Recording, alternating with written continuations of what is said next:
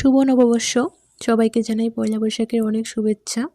আর দেখো সকাল সকাল চলে এসেছি মাছ বাজারে। তো বিদেশে আছি বলে কি আর মাছ খাবো না। এখানে দেখো দেশের সমস্ত রকম মাছ এখানে রাখা আছে, কিন্তু সব কিছু এখানে ফ্রোজেন। এই যে এখানে সব প্যাকেট করে রাখা আছে। আর এদিকে আমার পুচকু বলছে কোন মাছটা নেব।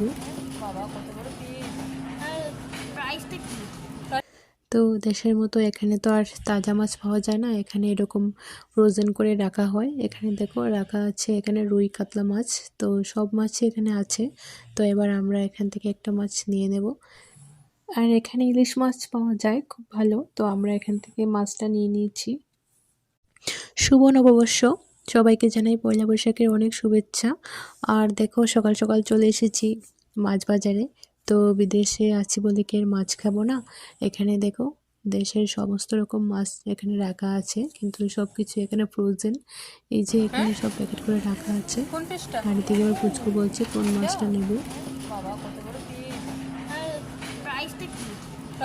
তো দেশের মতো এখানে তো আর তাজা মাছ পাওয়া যায় না, এখানে এরকম ফ্রোজেন করে রাখা হয়। এখানে দেখো রাখা আছে এখানে রুই কাতলা মাছ, তো সব মাছই এখানে আছে। তো এবার আমরা এখান থেকে একটা মাছ নিয়ে নেব। আর এখানে ইলিশ মাছ পাওয়া যায় খুব ভালো, তো আমরা এখান থেকে মাছটা নিয়ে নিয়েছি।